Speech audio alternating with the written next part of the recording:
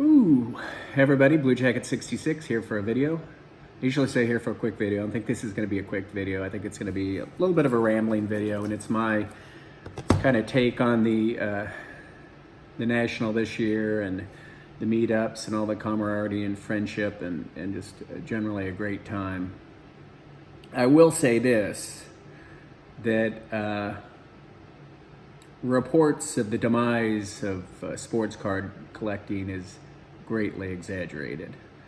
This hobby's going nowhere. It's not going downhill. Prices are not going to bottom out. If you were there, there had to have been record crowds. I got there Thursday, left this morning, didn't go today. But Thursday, Friday, Saturday, it's a huge venue, packed with dealers, packed with collectors, young and old. I've been doing this a long time. Not that I haven't been to more nationals that you all have, but there's enthusiasm there. There's increasing numbers of collectors. There's youth coming in. There's these fabulous collectors in their 20s and 30s who in 20 years will be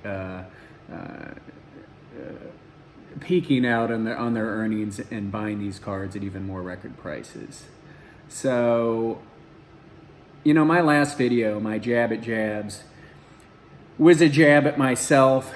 It was a jab at collectors and what the hell's going on. It was a jab at you. It was meant to be thought-provoking and tongue-in-cheek and funny. But it was also, showing that I was drained. Not drained with the hobby, or just too much going on.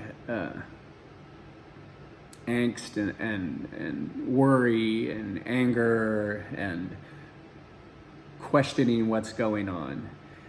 And I know that everyone that was there that I met, and I'm talking about YouTubers, had to have been, like me, completely rejuvenated with the hobby. My fears are gone. I know there's bad things out there, and I know there's bad actors out there, but whereas before I was worrying about it and reading message boards and couldn't keep off blowout in Net 54, I don't give a crap now. I believe in karma. I believe bad guys will pay the price. I don't know if they'll go to jail, whatever. All I know is it's not going to affect me. It's not going to affect you. You buy what you like, you collect what you like, you keep your friends, and this hobby's growing, and it's growing big time. I'm not worried at all. Huge shot in my rear end of enthusiasm and promise for this hobby. It's been pretty rough since June, and my videos have reflected it as well. But those of you who weren't able to make it, you've got to make it next year to Atlantic City. I don't want to go to Atlantic City, but believe me, after this year and last year, I'm going to Atlantic City. Not because of Atlantic City, but because of what I experienced this year, which was pretty fantastic. And what you need to do is just watch everybody's videos. I mean, all they're going to talk about is how upbeat things were. And you know what? I bet you're not going to see tons of videos panning the arena and going through cases of cards, because everybody I talk to is excited about being with each other and seeing what each other collected and bought and sold and was thinking and walking around with them. And we were into the brotherhood of what we got going on here more so than look at this fabulous place, because we thought each other as being fabulous. I want to give a special thank you to everyone who I met up with. Everybody was exactly who I expected them to be and who I hoped them to be. There was no surprises. Everybody was wonderful. Everybody was genuine. Yes, there's different personalities, and they were all fantastic. Every single one of them. A joy. I want to thank everyone for the kindness that they showed toward my son. He's on the autistic spectrum. took it all in. Everybody was kind, brought him in, asked him questions. Kind of one of the group, one of the guys hanging out and doing his thing, and I'm really touched by that. So let's talk about what the hell happened here. Kate and I drove in Thursday. We kind of Wednesday left from St. Louis late. Arrived in Springfield, Illinois. I work at a hospital there. Kind of own a group of ER doctors there, and so we spent the night there and hung out, and then we drove up early Thursday and got to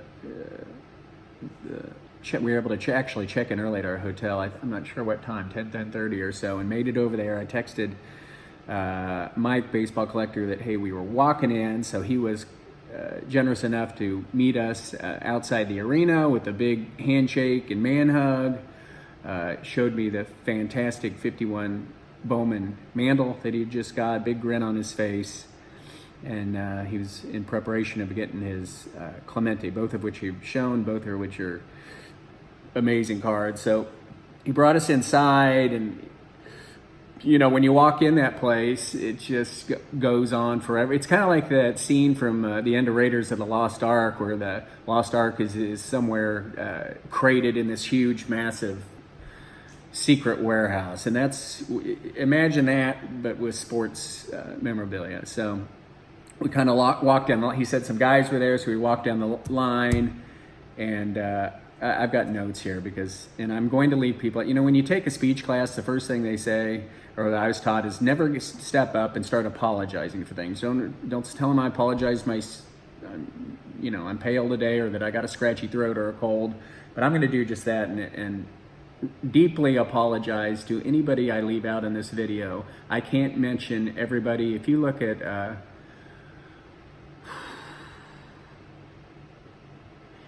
Andy blinded me with refractors, his video, he lists everybody and does a fantastic job of listing. I think pretty much everybody he met, I met, but I will leave people off because I'm terrible with names, and I'm gonna get my days mixed up. But anyway, Mike brought me down the line, and there, kind of hanging out, was Scott Scotty Tradition, Andrew Nuff Said Cards, Andy blinded me with refractors, Mike O, Snoop, Eric, those back pages. I think Nate was there as well. Tops 85 401. There's probably other people there, and again, I'm just going to lead off with an apology. So we chatted for a bit. It was big man hugs all around, and let me tell you something. Meeting these guys was like stepping through the screen with your best friend. How does that happen? I don't know. It was truly amazing. You think you'd have a little bit of discomfort, kind of like that first date, but it wasn't like that. It wasn't like that at all, nor was it like that the whole show. And I think everybody will agree with me with that. I know last year there wasn't a meetup, but you met people seeing around, but we met tons of people, and really happy that we did two. There was two meetups, one on Thursday and one on Friday evening. There's probably something on Saturday, but I was completely whacked by then. So the first thing that I wanted to do is I brought my 1954 Red Heart mantle, which is in a SGC 96 a 9 mint, and it's in an old holder, and I've always thought about, I'm OCD about this card, and it's kind of my baby, and I know I talk about it all the time. It's my avatar, and I show it whenever I can. I'm completely fanatical about it, but I thought it deserved it now that SGC has a 9.5 designation, a shot at a 9.5, and in my delusional eyes, it has a shot at a 10. So I brought it to see if I could get a bump, and I filled out the thing, and I talked to a guy, and they fawned all over it, of course.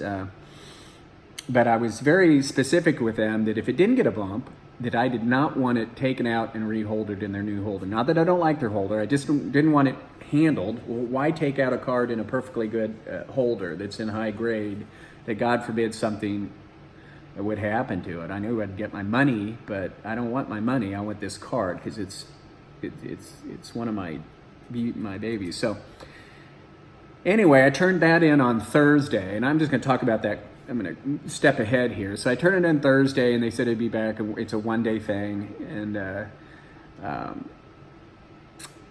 Friday, all show long, I was kind of checking my phone because they'd text or email me that it was ready. And after I'd left, probably about 5:30, 5:45 at that night, I got the text that it was ready.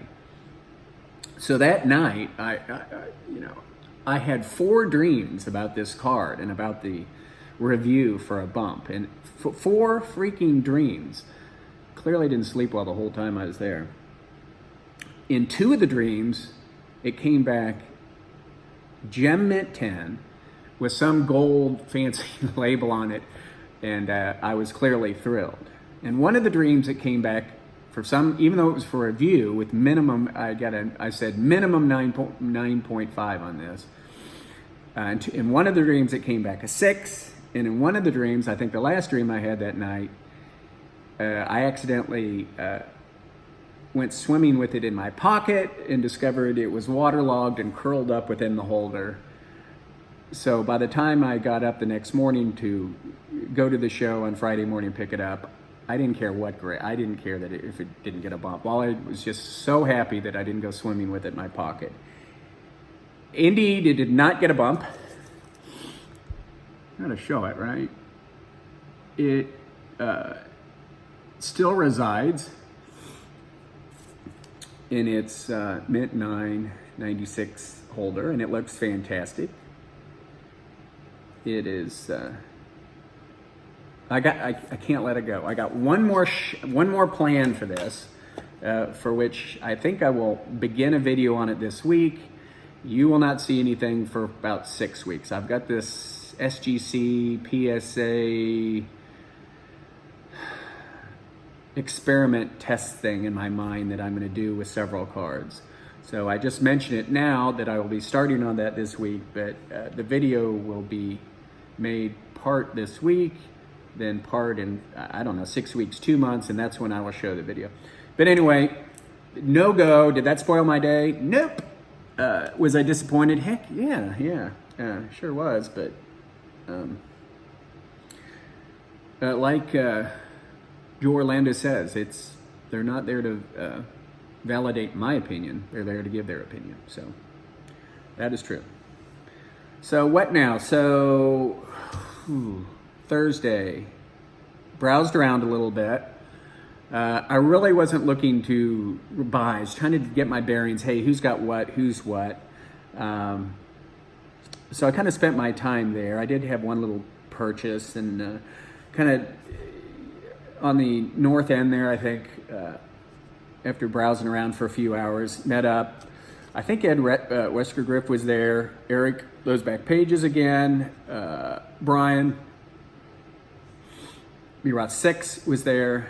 Maxa Jackson was there. JT Triple Crown 24 was there. Andy was there again, and Alex with 53 Bowman. So we are kind of there, and Brian was showing me some of the Hank Greenberg stuff he had gotten, and he ultimately got some fantastic cards. I'm sure he'll be making a video on them, so I don't want to spoil Max T206s. I think, didn't you get the speaker? He hit it big, did well. JT, his Cabrera White Whale. Oops. I think he's made a video on it, so very happy for him. And Alex hit it big, a 53 Bowman, and I won't spoil that. I'll let him show that video. So yeah, we were over there and messing around and talking. Got some. I think you've seen some of these. JT, was it Jason Aaron? We were kind of signing things there, handing things out. And you've seen that. And Eric had signed a card for me too. And we're sitting there talking, and my son's, off looking, and Andy, out of the blue, says, where's Caden? And Jesus, that meant a lot. To meet someone new, and they're wondering where your kid is, where he's wandering around to, is everything okay? So that was Thursday. I did buy one thing. It's tough to go the whole day without buying a little something. I'll show that, some 67 Tops pinups that are pretty cool. Then came the Thursday night, quote unquote, meetup. That was the idea of myself, my baseball collector, and Eric, those back pages. You can say that essentially, all we did is say, hey, let's meet here then. And so that's all we did. But anyway, it was fun. There was some pack breaking and meeting more people. I just want to name a few people I met then. Nolan Elite Co 3, who, when he comes and sits down at the table, he immediately becomes the most fascinating person in the room. No question about it. Neat guy, and happy to meet him, and lucky to see him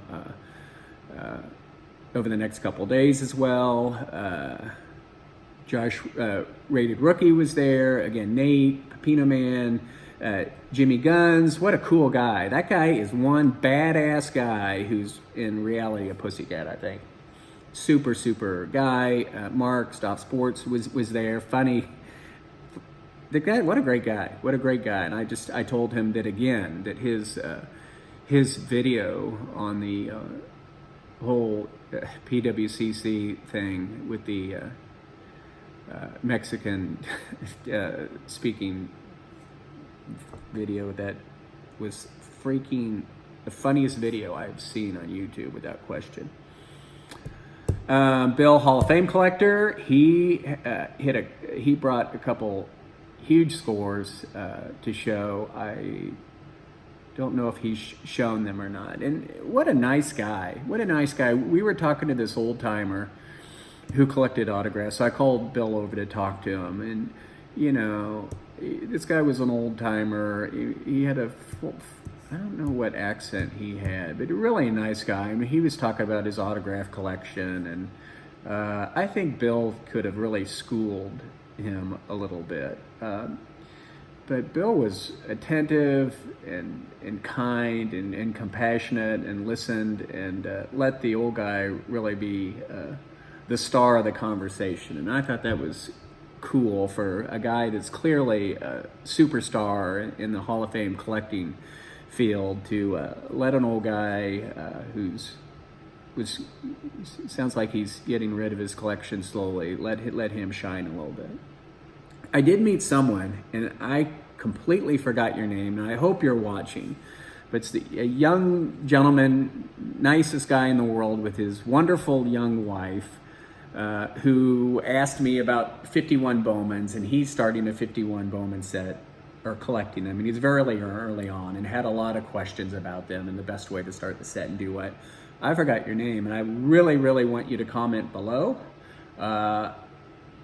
And I'd also like to, if you could somehow sneak in some contact information, where it's a cell phone or a email address, because I would like to help you, and I think I can get you some 51 Bowmans. And I want to tell you that it was a pleasure talking to you and your beautiful young wife, who is taking it all in and probably wondering what the heck's going on with these guys. But she put on really a good show, and not doing a lot of eye rolling while listening to us talk.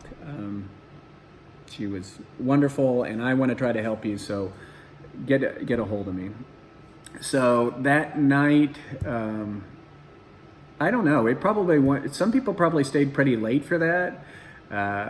There's some videos on that night. I got out of all the meet and greets pretty early, say 9:30 or 10 or so. But it was good to hang out, have some beers, talk to some people, and there's some wonderful guys there I met, and I'm crappy with names, and I've left people off, and I'm sorry about that. So Friday came around, yeah, that's the day that I went to SGC and picked up my mantle. So Friday, I did buy a few things. I'll be showing them here. I met Filmington. Joe Silver's Jack Fight came in. He hit it big. I'll let him show off his superstar card, and yeah, I'll call his card iconic. I don't know all that he got, but if he just got that one card, you got just a top shelf showcase card. So happy for him. But I spent that day, Friday, really hammering it hard, walking the aisles, trying to hit everyone and try to study every case. And I really wasn't looking for anything in particular. I was looking for some on-card Brett autographs, and for sure. And I was looking for a Brett, the Series 2 red refractor of Brett, because I'm going for that rainbow run. So Friday night was, and about a few things, and just, boy, my legs and hips were aching. Kate and I we went and ate at a Mexican place that, I don't know, it was a little bit of a walk. Actually, it was on the other side of that big AMC theater where there's kind of an outdoor place for concerts and whatnot. But I had some fish tacos there, and he had a nice burger, and we had a good meal. And then we went over to the Lowe's Hotel where Filmington and Pepino Man had their kind of meet and greet. And that was fun. That's where I got called over by Mike, baseball collector. Talking with some guys. He said, you got to come look at this. And that's where Foo, I think it's 3001, 310, I'm sorry, it's FOO 3001, I think. He showed, you need to check his video. He made a great video, I think today, on him and his wife doing the walk around, looking at all the big things, Heritage, I think Baseball Card Exchange, PSA, and he has a nice video if you want to see a video what this venue look like, and looking at some cases and whatnot. But he will also, I'm trying to think of that video. I don't want to spoil it, but he bought 2 cards there. I think he bought it the first day. I think he got in Friday, so I went over that table there at the restaurant, and he broke out a couple cards that were like killer. And Joe Silver Jack Fight, I'm going to say it, he has a Cap Anson card. I won't give it completely away, but 3 cards that kind of make you bow your head and just shake it a little bit, because incredible cards that they were showing off there. So that was fun. Somebody has a kind of a picture floating around of kind of a group picture. I'm kind of a floating head in the back. Everybody else is laid out, and I was next to Nolan, Elite Co 3, and that's a big guy, and so I'm like trying to get my chin over that guy's shoulder. So I'm kind of the 63 rows floating head in that picture. My son got cropped out completely. But anyway, it gives you an idea of, how many people were there. And so I think, we keep this thing going, we got to do more than meet in a hotel bar. We're going to have to get a little mini ballroom and get it catered, or something, or rent out a restaurant room, which I think is very hard to do. Because if we keep this thing going, and why not? It's a pretty special thing. Okay, so went home that night. Saturday was my last day there. I bought some other stuff I'll be showing. I bought some modern, I bought some vintage. I got a nice gift from Nate.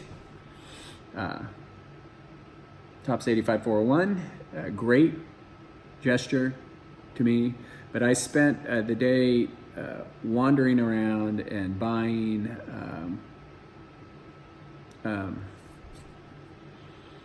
Rated Rookie wanted me to come over and look at a 49 Bowman Campanella rookie that he was looking at, and he was trying to make a deal on, and you know, that I was freaking thrilled because 49 Bowman is my set.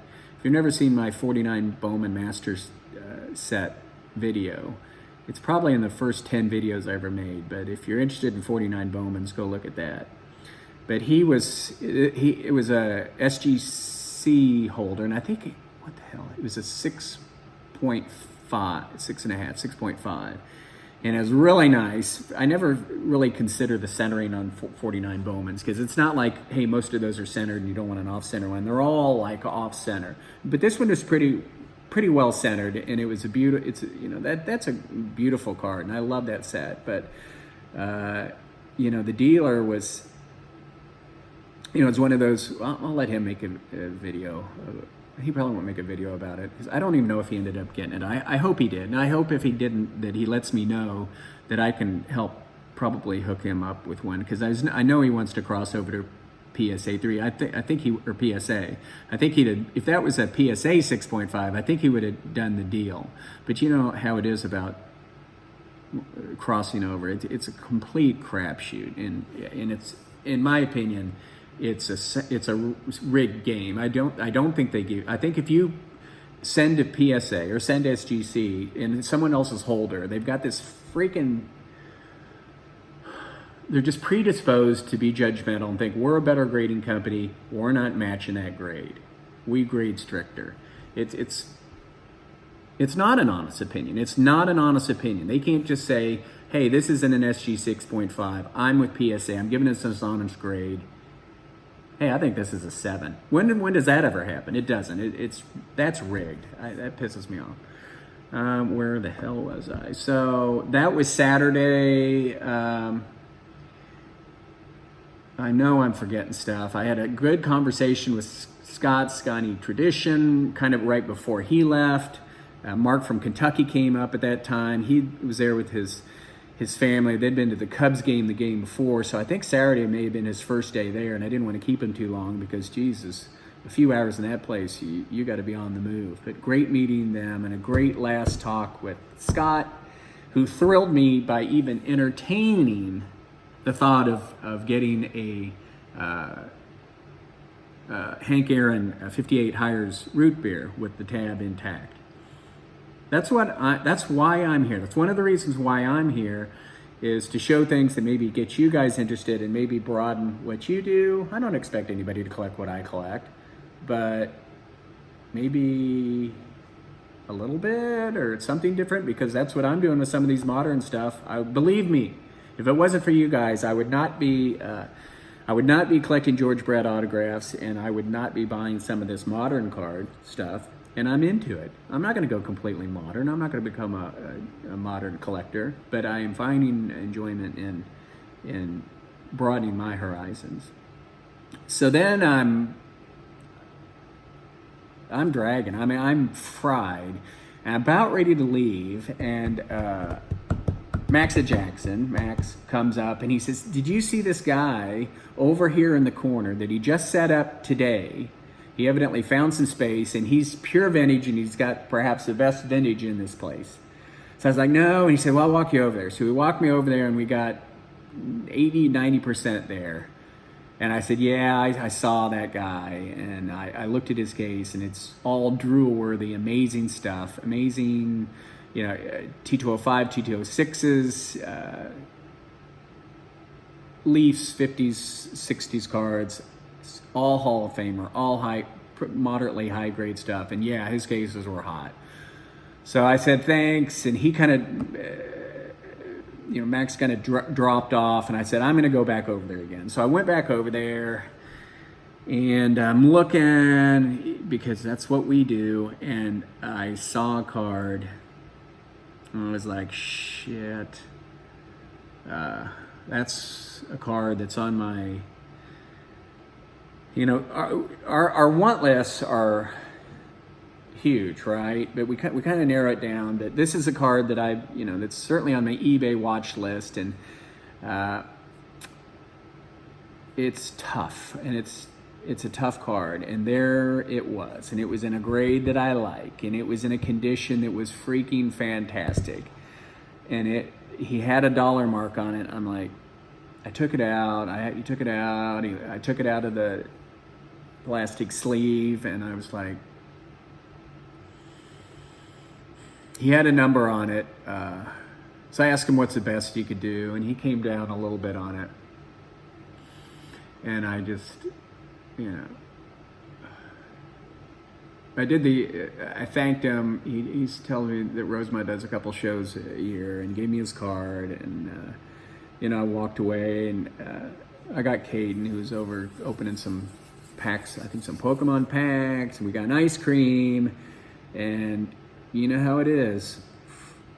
So I thought, Jesus, I'm gonna go over, and these guys are nice. These guys are nice. I'm gonna expand upon that a little bit. But anyway, I went over there and I just said, listen, I really appreciate what you got. You got great stuff. I don't want to hurt your feelings. You're not gonna hurt my feelings.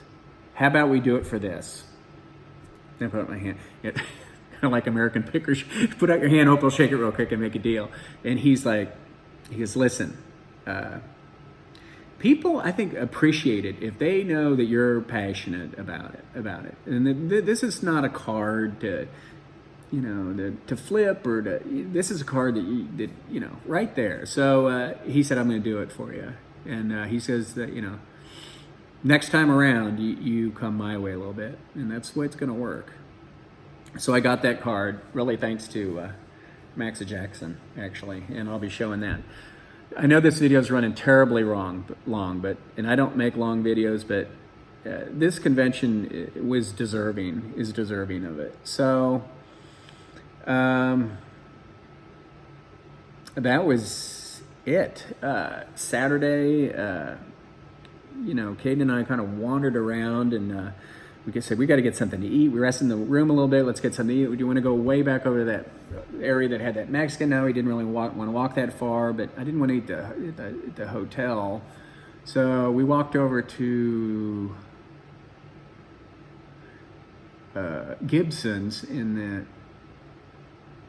is that the Embassy Suites? And they said we could eat in the bar, but their main restaurant was going to be closed, or was completely sold out until like 9:30, and the restaurant was sold out. So then we walked over to that.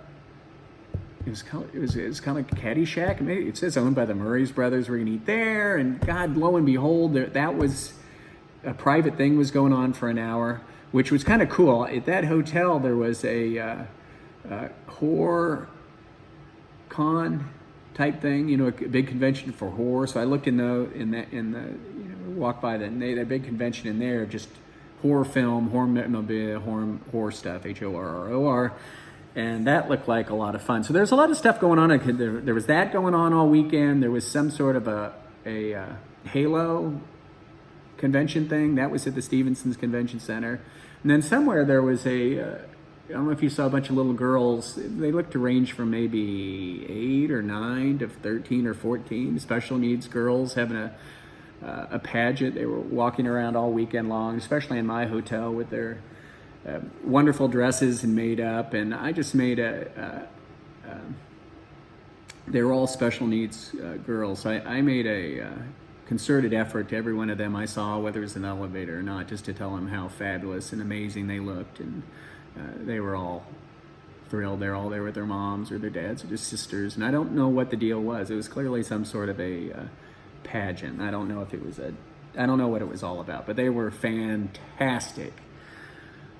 So that's about it. I will say this, when I say that the hobby is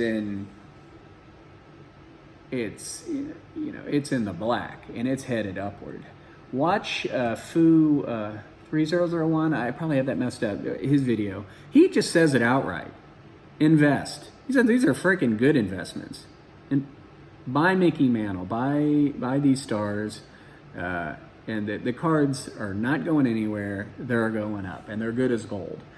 I'd never tell anybody to invest in cards, but I will tell you this: if you were there and you saw the enthusiasm, who was it? Who was the big investor back in the early '90s? He wrote the book, and his big thing was, he was picking great stocks. Who was that guy? I forgot his name. But anyway, his theory was, and how he a lot of times picked stocks, is he'd walk around the mall and see what people like, see what they're buying, seeing what they're doing. And that's why he back then invested in Apple, and he invested in the Gap and the Banana Republic, at least at that time, because he could walk around and see what stores are packed. Well, that's what I see with baseball card convention and memorabilia and collecting. I see a packed house of young and old, all age groups. They're having fun, they're buying, and they're enthusiastic. This hobby is not going down. I don't care about those message boards. I'm off that. I am bullish, and not because I want to be, but I saw what happened, and enthusiasm and faith in the hobby, like I saw, trumps all the bad stuff. Trumps it. Okay, it's not. These bad actors are not going to take the wind out of our sails. They're just not. The convention itself, it's a big walk. It was rough. I never take anybody's advice about bringing snacks and bottled water, wearing comfortable shoes, but my hips and knees, they just start, it's different. I don't know. I walked Europe all freaking summer. I mean, I walked 15, 20 miles a day, and these are on cobblestone streets and old 15th century streets, but for some reason those conventions with those hard floors are brutal. The dealers were fantastic. You hear about head down, crabby dealers eating their hamburgers, not paying attention to you. That's just not what I see. And I've seen that before. And I've seen that at conventions and shows and whatnot. But I found the dealers to be very engaging. Hey, you see anything I want? Let me know. Get it out. Hey, I'm blah, blah. What are you looking for? And if you want to be left alone, they leave alone. And if you want to dicker on a card, they didn't give you a face, I thought the prices were high, but I honestly did not think that the prices were extraordinarily high. I thought they were high, and I understand that. I mean, they're flying in, they're bringing their stuff, their hotels, they had to buy the table. They're not there to lose money. That's crazy. And, I try not to buy stuff that I could readily find on eBay or somewhere else. But back to the dealers, they were engaging. I thought they were thoughtful. I thought they were pleasant, and I thought that they were willing to negotiate. And some of them I negotiated hard with. Only one dealer that I like. What? It was a 62 Mantle, and it was a pretty one, and it was a nice one. It was a PSA 7. I've kind of given up on. I have that. My 60s Mantle run is all 8s, but the 62, I don't care for the card, and the 8 is just crazy. And the 7's very attainable, and this is a beautiful 7. And I asked him the price on it, and actually when he told me what the price was, I actually said, no, it's not. I almost thought he was kidding, but it was crazy. And that's the only card that I was like, that is nuts. I thought everybody's prices were okay, and the important thing is they're willing to negotiate. So that was a big positive. So that's it. I think that's it. I probably left a lot of stuff out, but check out all your friends' videos because they have great recaps too. That was my experience, and it was a damn good one. So thanks for watching. Let me show some of my pickups. I'll talk to you a little bit about them. Okay, now this card I got Saturday. This card was it's a 1998 Donruss signature series. This is a significant signatures on card. George Brett, 1998. I know I'm gonna be having glare all over this.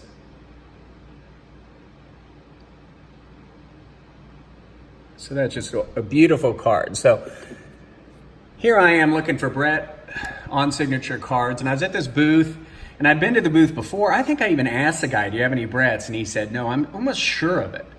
So I was back at the booth looking, and I didn't find anything. So I was kind of heading away from the booth, and I run into Nate and Snoop. And Nate says, hey, did you see that Brett over there? And I was like, no, God, I was just looking at that, just looking. And he brings me over there, and there's this card here. It's a fantastic card. It's a hard card, 1570 of 2000. Beautiful. And Nate buys it for me. He just whips out the cash and buys it, and I can't thank him enough. What a cool gesture. I mean, I'm at this show and people are looking for things that I like. It's not just me out there, and I was doing that too. I would run across things that other collectors collect and point it out to him. So Nate found this, thinking of me, and man, he bought it. Come on, that's just over the top generous, and that guy is the nicest guy in the world. I love his videos, his enthusiasm. He's got this, his collection is just freaking over the top. Bonds collection, and he's what this hobby's all about. And he was everything and more that I thought he would be. He is a friend. And he's a friend to YouTube, and he's a friend of all of you, and he's a friend of the community. And he and all of you are why I am a believer. So that was amazing. Let me just look at this. Okay, yeah. So this card, this may actually be a day one. Sorry about the glare. This is a 1963 Jello Mickey Mantle. This is something that I was at this booth and I was looking at a 54 Bowman mantle that was graded a 3, that was sharp as a tack. And believe me, I looked at that several times, and I was looking at this, and I tried to bundle. Here's the bottom line. I got this card, and I was really happy because I essentially got 35% off of the price of it, and I got a good deal on it. These 63 Jellos. So your Jello pack on the back is this card, and it had a black box around it. And if you would want to, you can keep the box, which are impossible to find really intact boxes, but they're out there, where you cut it out. And of course, all these are cut out by kids, or you just cut it out. And so almost all of these that are graded, or if they are graded authentic. Now, why? They do say hand cut on it, right? But to get a grade, you have to include the back line, and it has to look good. So a PSA 6 is the population of PSA 6 and above is a handful. I think that there's maybe 3 PSA 6s and a couple PSA 7s, and that's it. So this is in a top 5 pop for this mantle. Believe me, on hand cut, I do understand that grades are not everything, because I want a 59 mantle bazooka terribly. And yes, you can find authentics that look far better than some of the extraordinarily expensive PSA or SGC 5s out there, because they are cut, I don't know if they're cut recently or whatever. They don't include the line or the dots or whatever. But the bottom line is you can get authentics that look better than some of those that get numbers. It's rare to get numbers, but this one has both a number and a nice grade. And part of my food and beverage and mantle. Backs are, of course, blank, because inside that was a little, plastic container of Jello. So food and beverage, guys, start thinking about it, please. Okay, so next, I kind of went on this modern kick. You guys are gonna laugh at this. So here's a 2017 Topps Chrome pink refractor Bellinger. This glare is terrible, but that's the way it goes.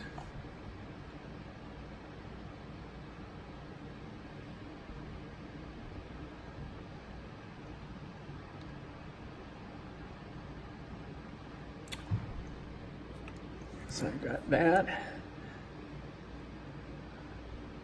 for next to nothing.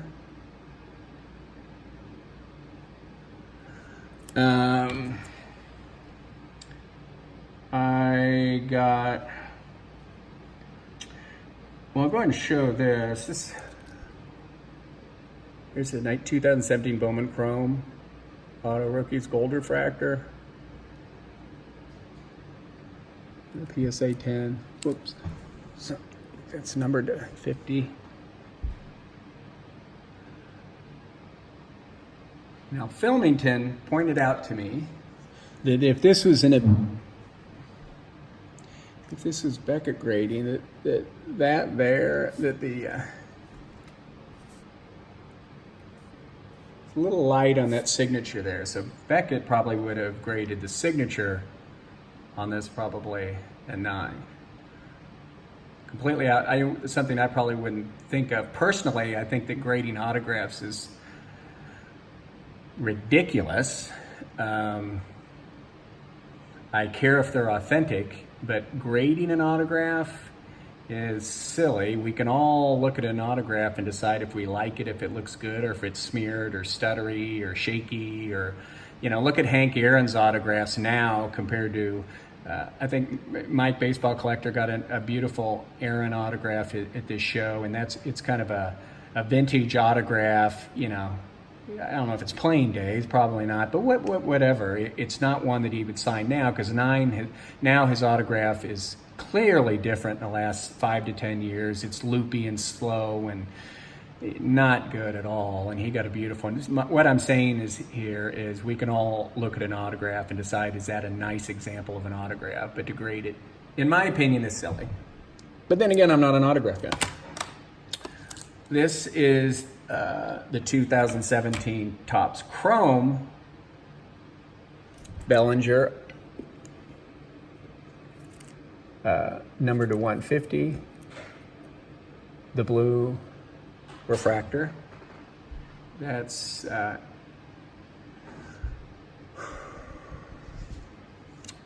9.5 with a 10 autograph. It doesn't have that. All the autograph is evidently uniform. Sometimes with this plastic, it's kind of hard to see the shine. But so clearly, I'm on a little bit of a Bellinger kick. I have some other Bellingers that I bought back in May. So I'm not quite sure if I'm done with it or not. It's not for investment. I just like him, and I like the Dodgers, and I bought Bellinger late last year, and I bought Bellinger early this year. I've not really shown him because I don't show all my stuff.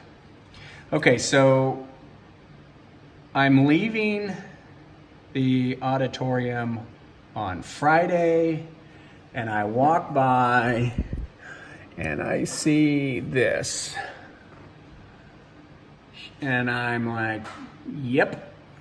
So that is a 59 Gibson rookie and a near mint 7.5. I could ask for better centering, but I won't ask for better centering.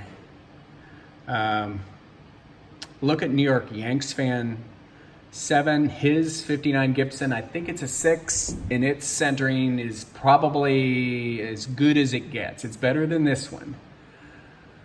But this one, the color's good, the pink's good. Sometimes you get darker pink, sometimes a little lighter. This is kind of in between. It's a pink. It's not as dark a pinks as some of them have, but it's not as washed out as some of them have. The centering is very, very good. The corners will poke your eye out, and the edges you can shave with. It's 7.5, and and here's the good deal about it. This is another guy, the dealer, he had a price on it, and I fawned all over the card, and we chatted, and we got to know a little bit in a brief conversation, and then I shot it out. I said, listen, you're a good man, you got good stuff, I've been looking for this card, let's just do this number and shake on it. And he put out his hand and shook on it, and I essentially got this card at what you would get a nice 7 at. Even sometimes the badly centered. So I made out well. And I crossed this one off my list. It wasn't a high priority for me, and I didn't go to the National looking for it, but it's, I'm gonna go do the Elite Co.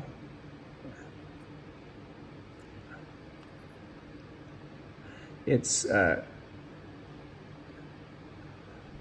left to right, it's 50-50, and it's a little short bottom to top, as you can see. But, I mean, I'm really happy. So I think the last card I got, this is the one where Maxa Jackson said, hey, go over, check this guy's vintage, and I walked away and walked back, and this is just wowzers for this one. I'm just looking at it now before you guys get to see it again. But so this is the 1948, and we've been over this many times. These cards were not made in 1948. They were made in 1949. Leaf, Ted Williams in a PSA 6. Look at that centering. I researched the card. The card's clean. The card's good. Leafs make me nervous. An old holder, and it's good.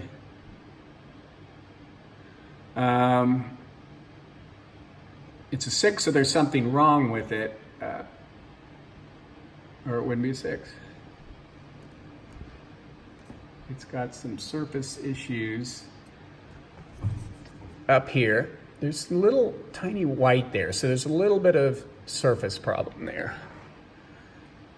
But good Lord. I mean, I am proud to own this card. And God. My dad was a big Ted Williams collector and fan, and I've never owned a Leaf this card. We'll take a look. Let's see if we can do a little close up. I mean, you can see right here? Problem there.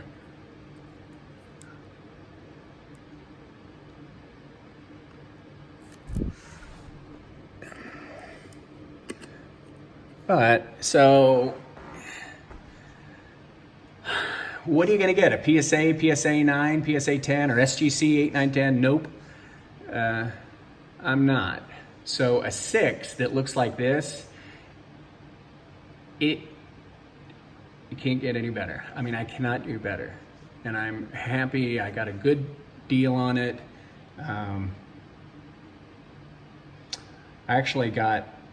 I probably paid for it. I paid less than what some PSA 6s have gone for, and for what most go for, when they are all not centered at all. Now, yeah, that's not perfect center, right? Left to right, there's a little bit there. But for this issue, we'll just call that centered. Don't get me wrong, I don't think it's dead centered, but I really can't get better. So there it is, 1948 Leaf Ted Williams. So that was my pickups. Thank you, everyone. This is a long video, but the purpose of this video is for me to let everybody know that this hobby is strong. The YouTube community is strong. I'm grateful for it.